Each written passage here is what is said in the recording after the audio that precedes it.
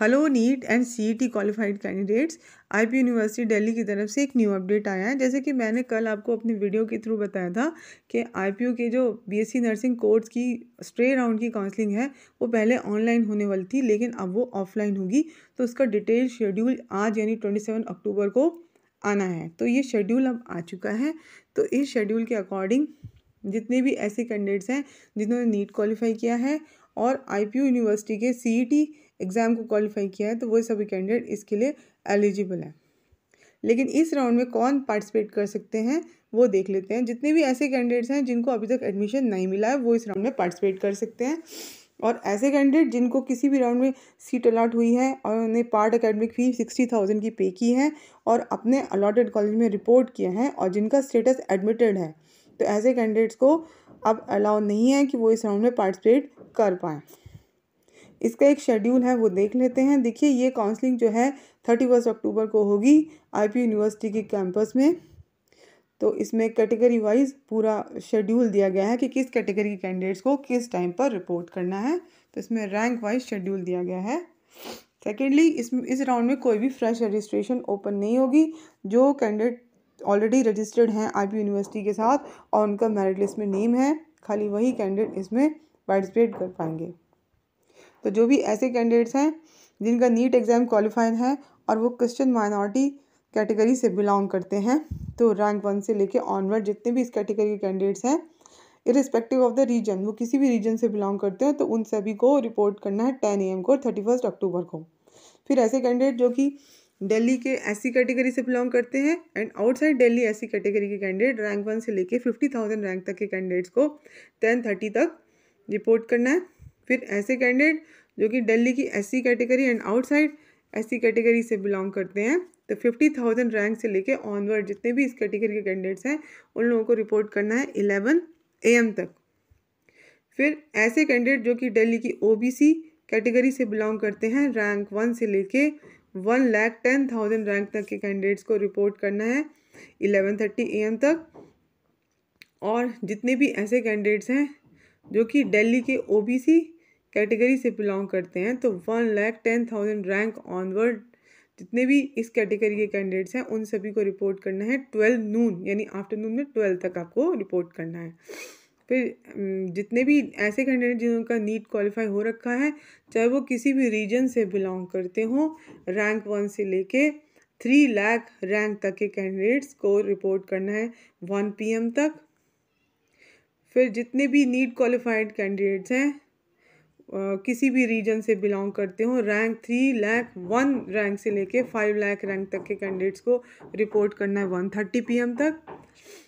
फिर जितने भी नीट क्वालिफाइड कैंडिडेट्स हैं किसी भी रीजन से बिलोंग करते हो, रैंक 5 लाख 1 रैंक से लेके इसके ऊपर के जितने के रैंक के कैंडिडेट्स हैं उन सभी को रिपोर्ट करना है 2 PM तक।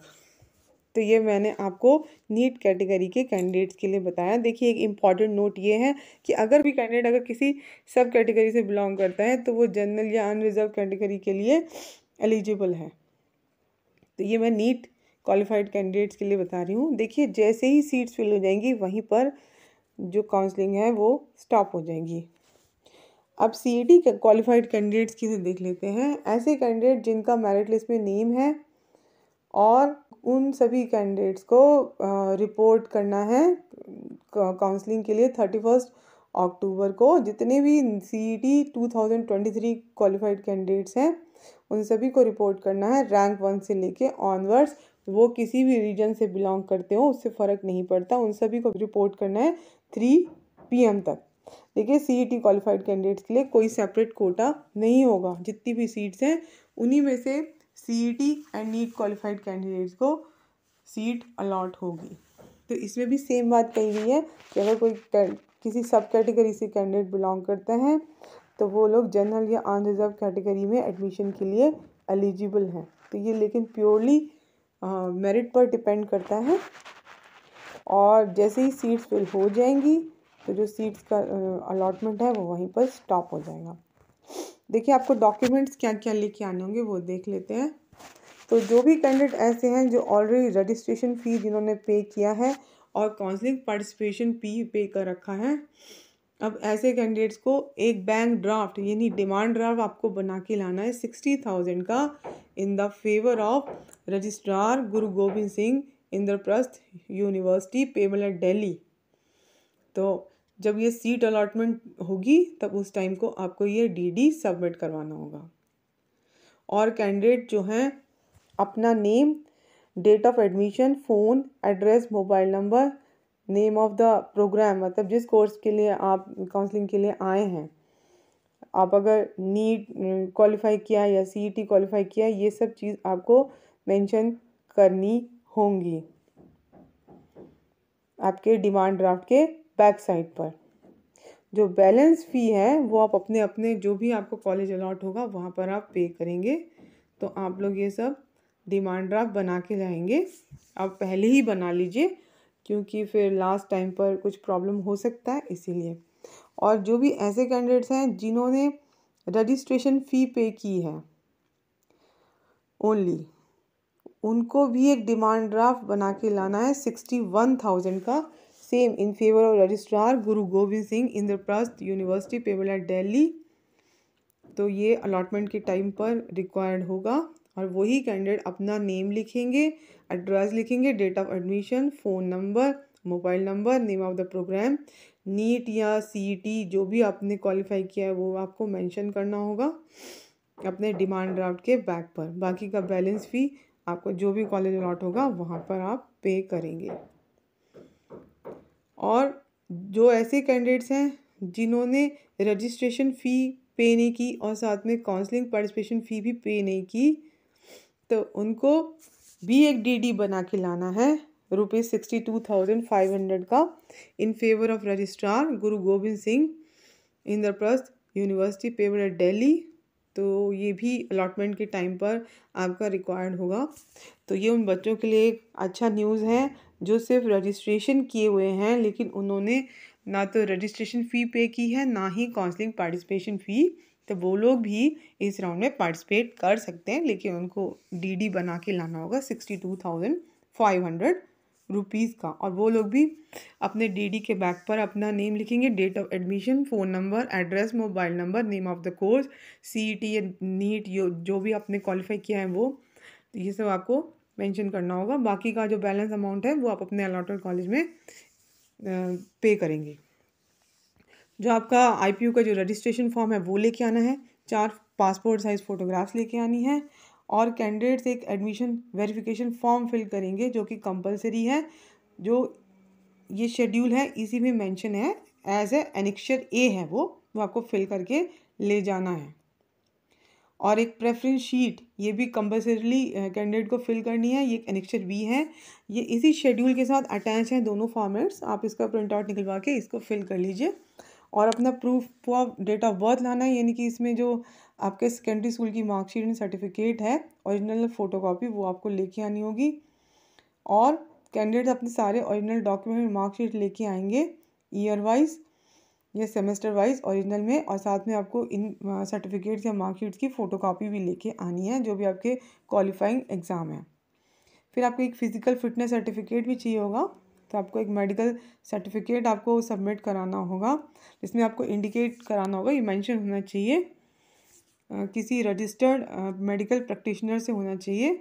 इसका भी एक फॉर्मेट दिया गया है, परफॉर्मर ऑफ मेडिकल सर्टिफिकेट, जो कि आपको एडमिशन ब्रोशर में मिल जाएगा।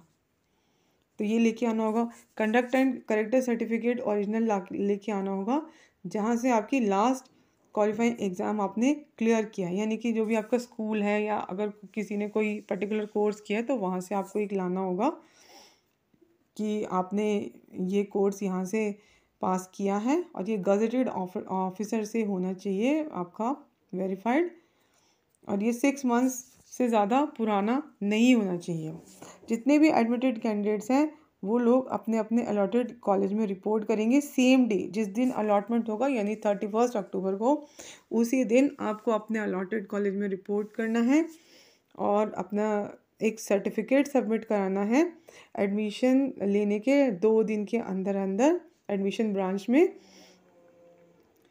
जो भी आपको रिपोर्टिंग शेड्यूल दिया गया है तो उसमें जिसमें ये मेंशन होना चाहिए कि जितने भी डॉक्यूमेंट्स हैं जिसमें कि आपको क्वालिफाइंग एग्ज़ाम की एलिजिबिलिटी, रिज़र्व कैटेगरी का सर्टिफिकेट, नीट स्कोर कार्ड, जो भी अलॉटेड कैंडिडेट्स हैं तो वो सब इंस्टीट्यूट्स में या आपके कॉलेजेस में वेरीफाई हो चुके हैं और उन्होंने ये पाया है कि आप एलिजिबल हैं, और साथ में आपको जो बची हुई फ़ी है वो भी आपकी पे की होनी चाहिए। ये चीज़ आपको सर्टिफिकेट पे मेंशन करानी होगी और ये आपको एडमिशन ब्रांच में सबमिट कराना है।